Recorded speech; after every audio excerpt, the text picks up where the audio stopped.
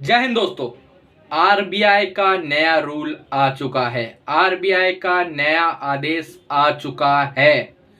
अब एनपीए के बाद लोन होगा माफ। जी हाँ दोस्तों, आप लोग बिल्कुल ही सही सुन रहे हो। इस वीडियो के अंदर आज मैं आप सबकी है ना सारी प्रॉब्लम्स दूर करने वाला हूं। जो आपको आर्थिक तंगी चल रही है, जो आप लोन रिकवरी वालों से परेशान चल रहे हैं और सारी चीजें आपकी जिंदगी में चल रही हैं।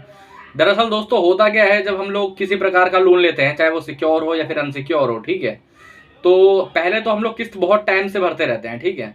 दरअसल जब हमारा सब कुछ ठीक चल रहा होता है, हमारी सैलरी सही चल रही होती है, हमारा काम धंधा सही चल रहा होता है, फिर कोई और भी चीजें सही चल रही होती है, तब तक हम लोग किस्त बहुत टाइम पे करते हैं।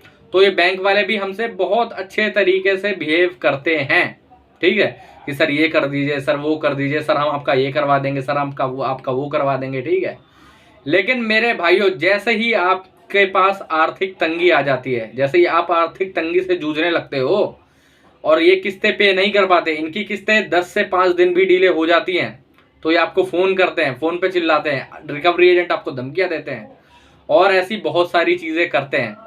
तो इसी के ऊपर आरबीआई का नया आदेश आ चुका है, ठीक है दोस्तों। 2024 में इसी के ऊपर आरबीआई का न्यू आदेश आ चुके हैं, न्यू ऑर्डर पास हो चुका है लमसम।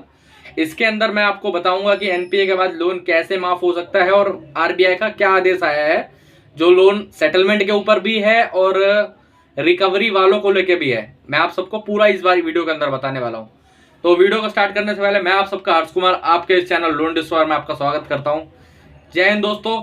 अगर आपको किसी भी प्रकार से कोई भी परेशानी चल रही है, चाहे वो चाहे लोन से रिलेटेड हो, चाहे रिकवरी वाले आपको ऑन कॉल या फिर आपके घर पे आके आपको परेशान कर रहे हैं, या फिर किसी प्रकार से आपकी कोई भी परेशानी चल रही है, चाहे आपको लोन सेटलमेंट करवाना है, चाहे आपको 80% 90% ऑफ करवा के सेटलमेंट करवाना है अपने लोन का, या फिर किसी प्रकार से और आपका हाउसिंग लोन है, आपका होम लोन है, आपका सिक्योर लोन है, आपका अनसिक्योर लोन है, गाड़ी का, बाइक का, किसी भी प्रकार का आपका लोन है, ठीक है। अगर आपको कोई भी दिक्कत आ रही है लोन से रिलेटेड और लीगल से रिलेटेड, चाहे आपको कोई लीगल नोटिस आ रहा हो, सरफेसी एक्ट, आर्बिट्रेशन, या फिर और भी कोई नोटिस आपको आ रहा हो, डिमांड नोटिस, सेक्शन 25 का नोटिस, एनआई एक्ट सेक्शन 138 का नोटिस, या फिर और भी कोई नोटिस अगर आपको आ रहा है, तो यहाँ पर मेरा नंबर आ रहा है, यहाँ पर आप हमको व्हाट्सअप से मैसेज कर सकते हैं। व्हाट्सअप से हमारा व्हाट्सअप के माध्यम से हमसे जुड़ सकते हैं, ठीक है। हम आपकी ऑन कॉल के माध्यम से हर एक परेशानी दूर करवा देंगे, ठीक है। चलिए वीडियो में आगे बढ़ते हैं।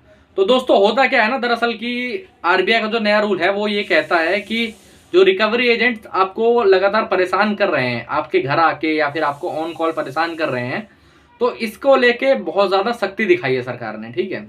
सरकार ने और आरबीआई ने इसको लेके बहुत सारी सख्ती दिखाई है और बहुत सारे जो एनबीएफसी थे छोटे छोटे, ठीक है, जो फाइनेंशियल कंपनी खुली हुई थी छोटी छोटी किसी बिल्डिंग के अंदर या फिर कहीं पर, उन सबको बंद करवाया। दरअसल हो क्या रहा है कि जो जितने भी बड़े बैंक है या फिर कोई छोटे एनबीएफसी या फिर कोई भी है, ठीक है, वो दरअसल रिकवरी कर रहे हैं तो अपने माध्यम से नहीं कर रहे हैं। जैसे उनके लोग आपको फोन नहीं करते हैं, दरअसल कोई थर्ड पार्टी रिकवरी एजेंट आपको फोन कर रहे हैं, कोई थर्ड पार्टी रिकवरी एजेंट आपके साथ हैरेसमेंट कर रहे हैं किसी प्रकार से। तो इसको लेके आरबीआई ने बहुत ज्यादा अपनी कड़ी निंदा करी है, ठीक है। और आरबीआई ने इसके ऊपर नया रूल लागू करने की सोची है, ठीक है। अब ये मत सोचिए कि सिर्फ सोची है, ठीक है, इसके ऊपर पहले से भी रूल आ चुके हैं। उस रूल्स के अंदर मैं आपको बताता हूँ, ठीक है, क्या क्या चीजें हैं।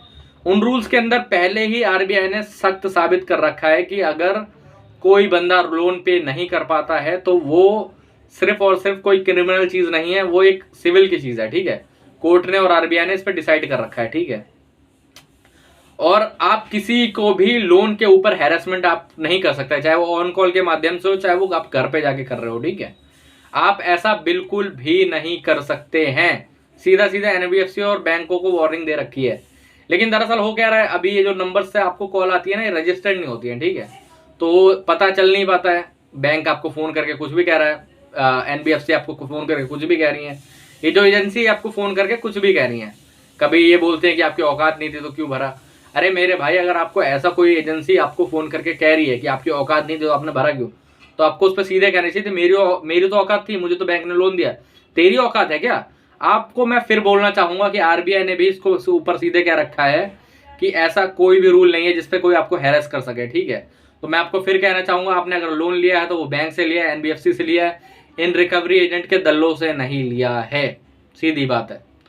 ये आरबीआई भी सीधा अपने ऑर्डर में कहती है कि कोई भी थर्ड पार्टी रिकवरी एजेंट आपको परेशान नहीं कर सकता, चाहे ऑन कॉल के माध्यम से चाहे विजिट पे, कोई भी हैरेसमेंट नहीं कर सकता। सिर्फ जो कई लोग डरते रहते हैं कि यार कोई विजिट पे अगर आ गया हमारे घर पे तो हम क्या करेंगे, तो मेरे भाई मैं ये भी बता देना चाहता हूँ आपको कि जो आरबीआई के रूल्स है उसके मुताबिक आपको घर पे आके सिर्फ रिकवरी एजेंट दो चीजें कह सकता है कि सर आपकी जो पेमेंट डिले रह रही थी वो कब आप करवाओगे।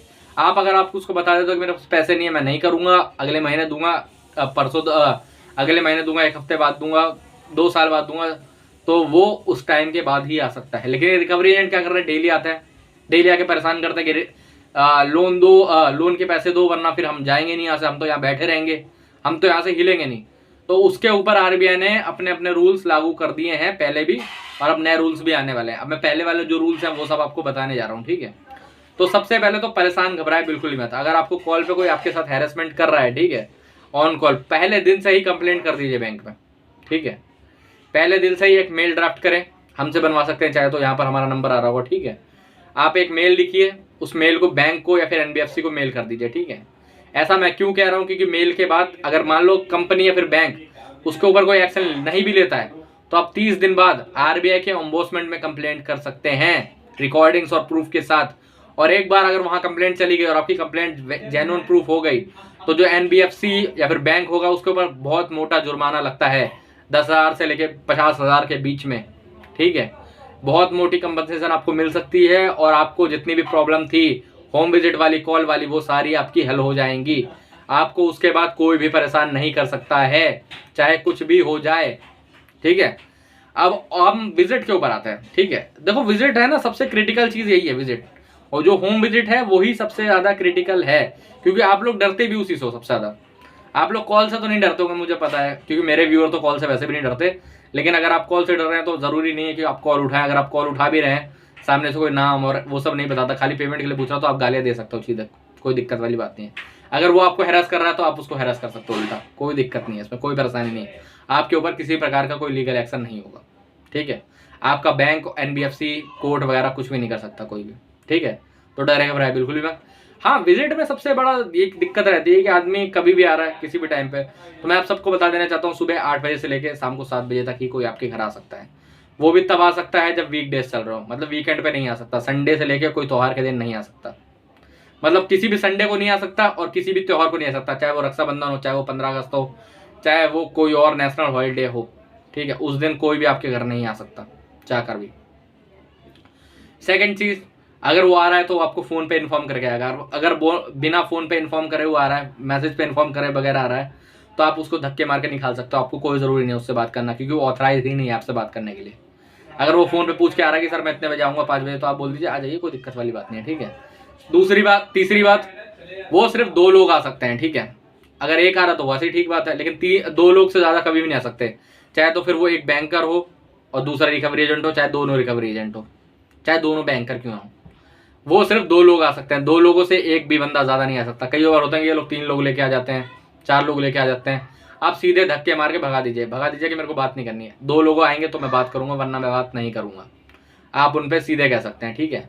उसके बाद सेकंड चीज ये रहेगी, फोर्थ चीज ये रहेगी कि आप जब वो आएंगे तो आप उनसे आईडी कार्ड मांगेंगे, आप उनसे ऑथराइजेशन लेटर मांगेंगे, तब बात करेंगे। दिखाएं तो बात करिए, वरना बात करने की जरूरत नहीं है। अगर वो बोले कि मैं पेमेंट लेके जाऊंगा, वो चिल्ला चिल्ली करने लगते हैं, बहुत चिल्लाने लगते हैं, बहुत चीजें करने लगते हैं, तो मेरे भाई कुछ मत करिए, अपनी जेब से निकालिए अपना फोन, वीडियो कैमरा करिए ऑन, ये सब चुप हो जाएंगे, ये सब चुप हो जाएंगे। सारी चीजें आपको और कुछ करने की जरूरत नहीं पड़ेगी, ये सब चुप हो जाएंगी, ठीक है। चुपचाप आप पे बोलेंगे कि अरे सर मैंने आप पे ये थोड़ा ना बोला था, क्योंकि मेरे भाई कैमरा के सामने हर कोई अमरीश पुरी से श्रीदेवी बन जाता है। हर रिकवरी एजेंट, हर बैंकर, हर पुलिस वाला, हर वकील, हर कोई ऐसे ही होता है, ठीक है। कैमरा के सामने हर कोई आपसे इज्जत से बात करेगा। और अगर मान लो कैमरा पे भी थोड़ी बहुत बदतमीजी कर देता है, पे तू तड़ाक कर देता है, फिर कुछ बोल देता है, कुछ मत करिए, कैमरे की रिकॉर्डिंग रखिए, उन्हें भगा दीजिए। उसके बाद हम लोग आरबीआई में और बैंक में कंप्लेंट करेंगे और वहां से उनके ऊपर एक्शन लिया जाएगा। कोई डरने घबराने की बात नहीं है, ठीक है। अगर उससे भी एक हद ऊपर पहुंच जाते हैं तो कोई बात नहीं, पुलिस में भी कंप्लेंट कर सकते हैं, आप एफआईआर लिखवा सकते हैं। अगर मान लेते हैं पुलिस स्टेशन गए और वहां पर वो लोग एफआईआर नहीं लिख रहे, तो आप स्पीड पोस्ट के माध्यम से पुलिस को अपनी एफआईआर दिलवा सकते हैं, अपनी कंप्लेंट लिखवा सकते हैं, कोई दिक्कत नहीं है, ठीक है। स्पीड पोस्ट के माध्यम से वो लोग आपकी कंप्लेंट रिजेक्ट नहीं कर सकते, उन्हें एक्शन लेना ही पड़ेगा और वो लेंगे पुलिस वाले, ठीक है। कई बार होता है कि हमारे क्लाइंट वगैरह जाते हैं पुलिस वालों के पास और वो लोग कहते हैं कि हम क्यों लिखे कंप्लेंट, पैसा लिया है तो दे दे, ऐसा नहीं चलेगा। हम लोग सेम डे स्पीड पोस्ट के माध्यम से कंप्लेंट लिखित में करवा के थाने को पहुंचवाते हैं। वहाँ कंप्लेंट रिसीव होती है, जैसे वहाँ पर कंप्लेंट रिसीव होती है वहाँ से एक्शन लेना स्टार्ट हो जाता है। ठीक है, उन रिकवरी एजेंट्स के ऊपर पूरा एक्शन होता है, तो डरने की घबराने की कोई बात नहीं है। अब यहाँ से ये सब बातें हो गई, अब आते हैं लीगल नोटिस पे। ठीक है, लीगल नोटिस आपको, जो ये लोग कहते हैं ना कि अगर आप पे कोई रिकवरी एजेंट या फिर कोई कह रहा है कि हम लीगल हो जाएंगे, तो आप उस पर कह सकते हैं कि लीगल हो जाएगी, कोई बात नहीं, नोटिस भेजिए, हम देख लेंगे। ठीक है, आप उस पर सीधे बोलिए कि नोटिस भेज, बकवास करने की जरूरत नहीं है। ठीक है, डराने घबराने की जरूरत नहीं है।